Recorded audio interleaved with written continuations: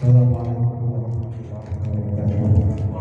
Allahumma shalli ala Muhammad sallallahu alaihi wasallam wa ala alihi jami'il muslimin wal mu'alifin khususan ma'al kitab kifayatul awal khususan ma'al kitab tahqiqul maqam wa ila hadratil jami'il masyayikhin wa masyayikhin khususan syaikhin wa murabbiyin wa mursyidin wa jannati syaitani abaina wa ummahatina wa ila hadratil arwah wa asyhadu wa ila hadrati Abdul Hasbani maka Nabi Muhammad alaihi salam wa hadrati Imam Mahdi alaihi salam lahum al-fatihah.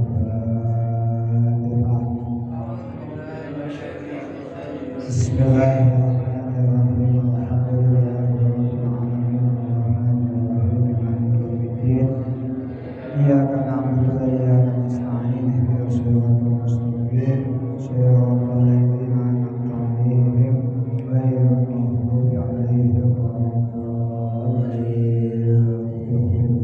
waladdallin. Bismillahirrahmanirrahim. Qala musannif rahimahullahu ta'ala wa nafa'ana bihi wa bi ulumihi fi darain amin. Bismillahirrahmanirrahim. Alhamdulillahi al-munfaridi bil ijab.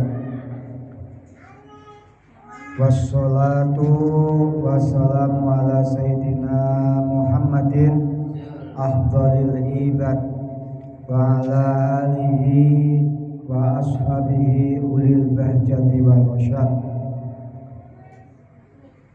Hadirin jamaah rahimahullah, setelah membaca basmalah yaitu bismillahirrahmanirrahim dan membaca hamdalah alhamdulillahirabbil alamin, dan Mbah Musonef Syekh Fudoli mensifati Allah dengan sifat al-munfaridi bil ijad, yaitu zat yang sendiri di dalam mewujudkan alam semesta seisinya. Kemudian setelah hamdalah, basmalah, hamdalah, Mbah Musonef melanjutkan muqaddimahnya dengan membaca sholawat kepada Kanjeng Nabi Muhammad sallallahu alaihi wasallam dengan lafal wassalatu wassalamu ala sayyidina Muhammadin. Wassalatu utawi sholawat ta'zim, wassalamu lan salam iku ala sayyidina Muhammadin, semoga tercurahkan kepada Gusti kita, penghulu kita Muhammadin, yaitu Kanjeng Nabi Muhammad, yang disifati oleh musonef dengan afdhalil ibad, luweh utama-utamane makhluknya Allah Subhanahu wa ta'ala, lebih utama-utamanya hambanya Allah Subhanahu wa ta'ala.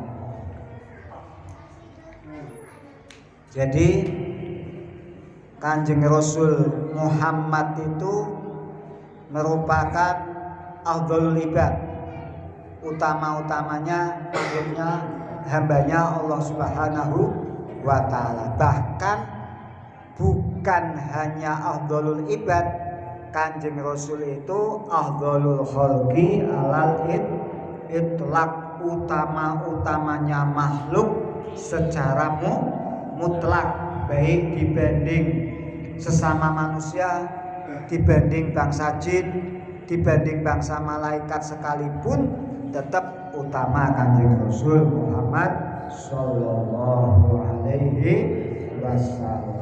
Maka di antara keberuntungan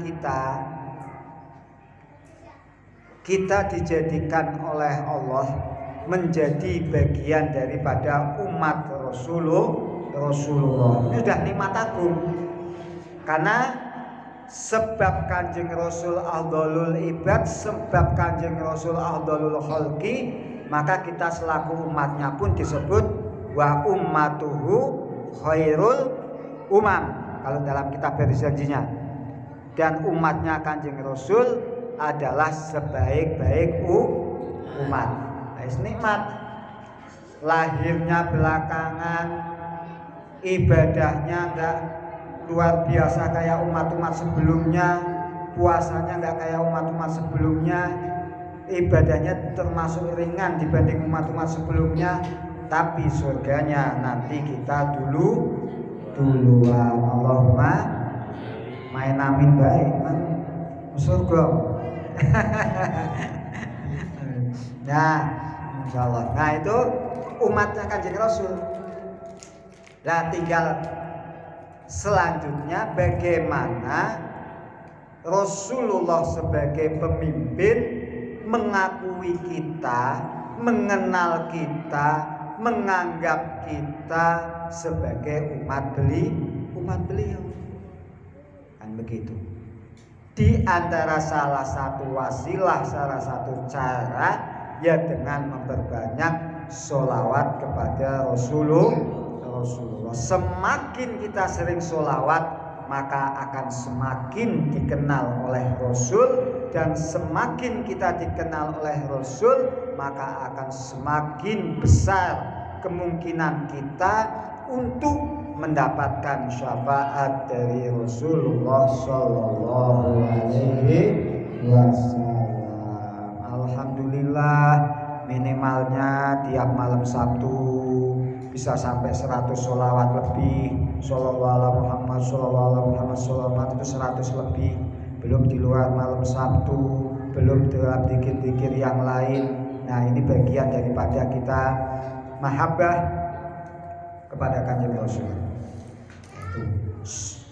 Bukan cuman kita, para malaikat pun, Allah Subhanahu wa Ta'ala pun senantiasa bersolawat kepada Rasulullah. Ayatnya biasa kita baca, Bismillahirrahmanirrahim. Innallaha wa malaikatahu yusholluna ala nabi ya ayyuhalladzina amanu shollu alaihi wasallimu taslima. Cuman perlu digarisbawahi, sholawatnya Allah kepada Kanjeng Rasul itu bukan berarti Allah baca shollallahu ala Muhammad, shollallahu Muhammad, shollallahu, bukan. Atau kan Allah baca kitab maulid, sama sekali bukan. Atau Allah bersolawat, solawat yang sebagaimana kita baca, entah solawat nariyah, entah solawat bil qulub, entah solawat yang lain, bukan, sama sekali bukan itu.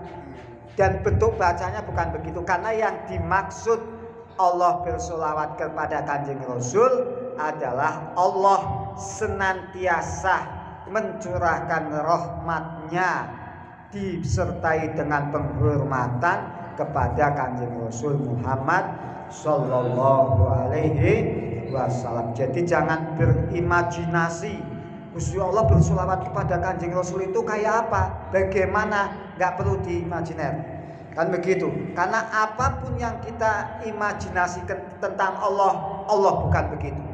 Apapun yang kita deskripsikan tentang Allah, Allah tidak begitu. Apapun yang kita gambarkan terkait dengan Allah, Allah bukan begitu. Karena laisa kamislihi syai'. Nah, itu harus digarisbawahi. Maka yang dimaksud curahan rahmat, yang dimaksud Allah bersolawat adalah curahan rahmatnya Allah yang senantiasa diberikan untuk Rasulullah. Wasa demikian juga malaikat, wa malaikatahu, dan malaikatnya Allah.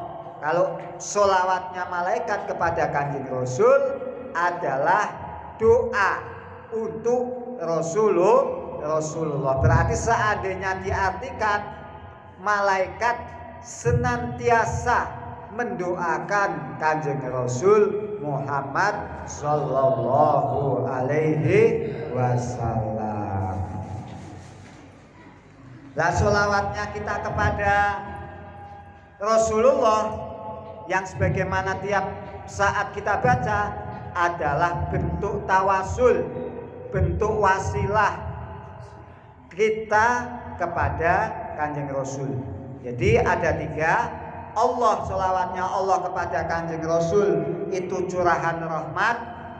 Sholawatnya malaikat kepada Kanjeng Rasul itu doa. Sholawatnya kita umat Rasul kepada Rasulullah adalah wasilah, adalah tawasul kepada Kanjeng Rasul Muhammad Sallallahu Alaihi Wasallam. Boleh nggak wasilah Rasulullah? Bukan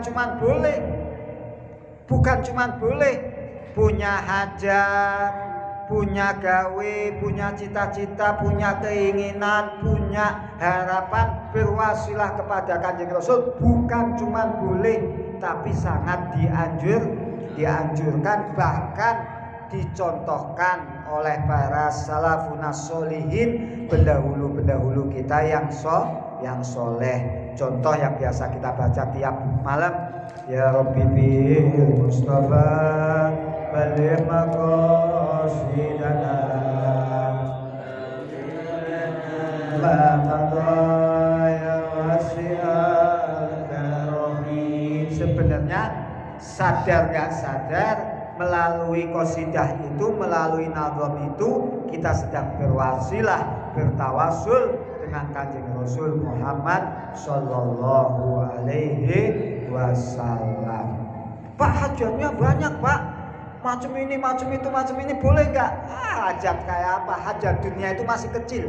Sampai nanti urusan akhirat pun Rasulullah lah merupakan wasilatul uzma, wasilah yang agung untuk keselamatan kita. Maka sungguh sangat rugi bagi umat beliau yang malas bersolawat kepada Kanjeng Rasul. Sebab suatu nanti di akhirat itu semua datang kepada Nabi Adam. Ya Adam, isfa' lana, ya Nabi Adam, berilah kami syafaat. Semua manusia datang kepada Nabi Adam. Apa jawaban Nabi Adam? Lastulaha. Aku, kata Nabi Adam, bukan atau tidak berhak memberikan syafaat. Akhirnya semua datang ke Nabi Nuh. Ya Nuh, isfa' lana. Datang ke Nabi Nuh semua manusia untuk minta syafaat. Jawaban Nabi Nuh sama, lastulaha. Saya belum atau tidak bisa memberikan syafaat. Sampai datang ke Nabi Idris, sampai datang ke Nabi Isa, semua para anbiya belum bisa memberikan syafaat kecuali setelah Rasulullah Shallallahu Alaihi Wasallam memberikan syafaat. Yaitu dahsyatnya nanti syafaatul uzmanya, syafaat agung yang dimiliki Kanjeng Rasul. Itu sholawat. Wassalamu dan salam doa keselamatan ala sayyidina ing atase Gusti kita Muhammadin, rupane Kanjeng Nabi Muhammad. Mbah Musoneh membaca sholawat, membaca salam untuk Sayyidina Muhammad. Jadi kalau membaca sholawat, kalau memang umum ya ada Sayyidina. Tapi kalau memang ijazah dari gurunya kok nggak ada Sayyidina, ya nggak apa-apa.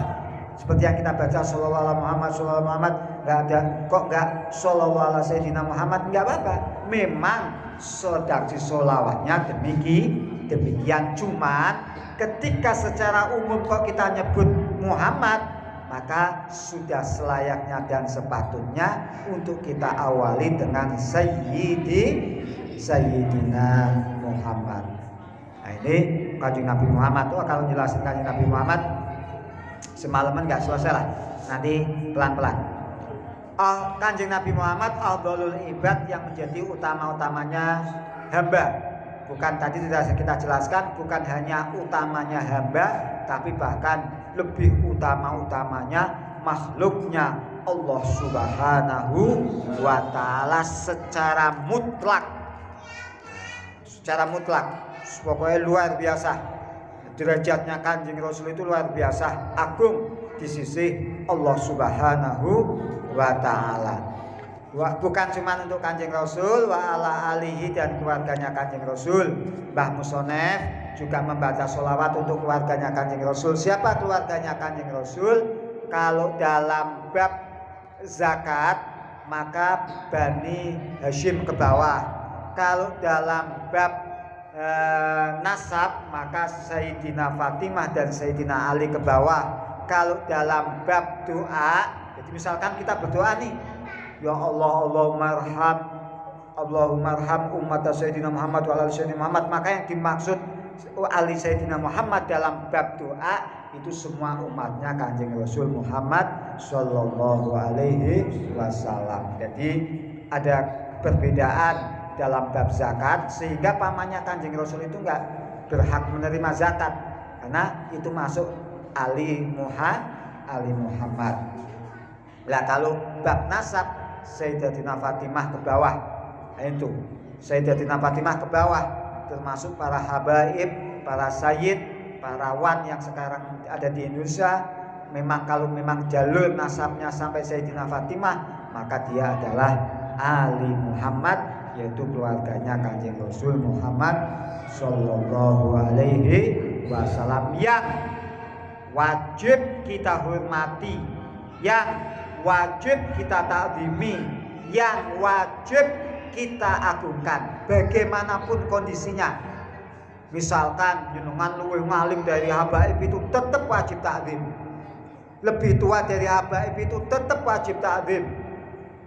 Nah, itu lebih dari habaib itu, atau mungkin habaibnya belum benar, artinya maksudnya belum soleh, nggak sesoleh kita, misalkan tetap wajib dihormati. Karena kita menghormati bukan menghormati individu habaib tersebut, tapi di situ mengalir darah Rasulullah Sallallahu Alaihi Wasallam. Sehebat-hebatnya kita, sealim-alimnya kita, sesoleh-solehnya kita, ketika dibanding habaib yang memang sahih kehabaibannya, artinya diakui oleh pihak Robitoh, dalam hal ini Indonesia, artinya memang sah betul nasabnya nyambung terus sampai Rasul, maka kita nggak ada apa-apanya. Begitu ya. Jadi tetap wajib hormat. Dan itu ya, kalau belum bisa hormat, belum bisa memuliakan, belum bisa menghormati, minimal tidak menghujat, apalagi menjelek-jelekan habaib. Kan begitu, meskipun beda partai, meskipun beda golongan, meskipun beda organisasi. Dan begitu, jangan coba-coba. Dan begitu. Wa ashabihi, dan sahabatnya Kanjeng Nabi. Sahabatnya Kanjeng Nabi itu setiap orang yang bertemu dengan Kanjeng Nabi, walaupun dia nggak kenal Kanjeng Nabi, itu tetap dinamakan sahabat. Pernah ketemu, walaupun orang tadi nggak kenal Kanjeng Rasul, atau Rasulullah nggak kenal orang tersebut, asal pernah ketemu, pernah papasan, pernah lihat, itu dinamakan sahabat. Kan begitu ya. Tapi sahabat biasa. Kalau sahabat utama kan yang senantiasa menemani Rasulullah, kayak Khulafaur Rasyidin dan Asyarah Mubasysyarah bil Jannah, 10 sahabat yang sudah dijamin masuk surga dan sebagainya, sahabat perang Badar, perang Uhud dan seterusnya. Tapi secara umum ketika sudah bertemu dengan Kanjeng Rasul, maka dia sudah bisa dinamakan sahabat, karena dahsyatnya Nur Muhammad Sallallahu Alaihi Wasallam. Sahabat disifati oleh Mbah Musnaf ulil bahjati, yang memiliki kebajikan. Jadi semua sahabat itu dalam kebajikan, dalam kebaikan. Dan itu siapapun, meskipun kadang-kadang kelihatan beda-beda. Karena Kanjeng Rasul pernah bersabda, ashabikan nujum, sahabatku itu bagaikan bintang-bintang.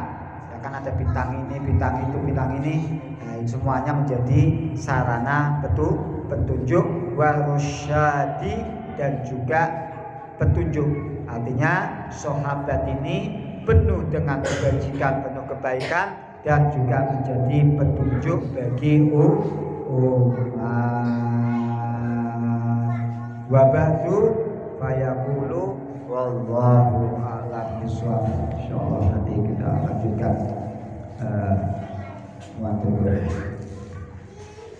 demikian. Assalamualaikum warahmatullahi wabarakatuh. Alhamdulillah.